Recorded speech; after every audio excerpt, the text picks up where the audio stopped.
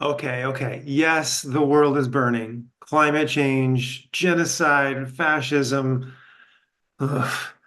But I still have things I need the things I like Neil Gaiman. Neil speaks, so he's that stuff he likes. Maybe you like that stuff too. Yeah. What, you've never heard of Neil Gaiman? Let me give you the high level and you can take it from there. Neil is an English author of novels, comic books, graphic novels, and all kinds of good things, many of which have been turned into TV shows or movies. My first experience with Neil's work was many years ago when I watched the movie Coraline with my kids. It scared the crap out of my son Ezra. Sorry about that, Ez. It's got a great, creepy, cute kind of vibe from the same folks that made The Nightmare Before Christmas. I didn't read any of Neil's work until about a year ago when I dove into American Gods, recommended by my son Nick and good friend Kurt. The story imagines gods from around the world, Greek, Roman, Norse, Native American, etc., who have lost some of their power because people don't believe in them anymore.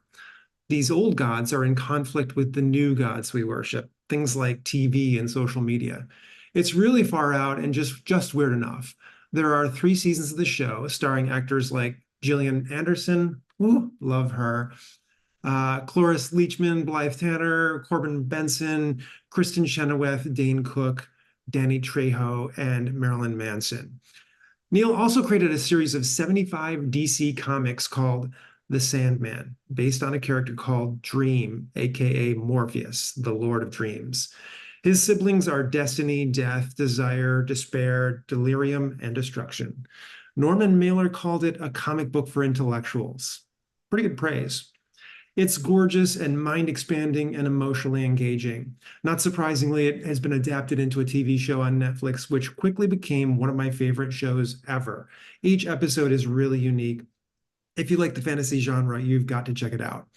The Sandman has several spin offs, including The Dead Boy Detectives, which is also a Netflix show now.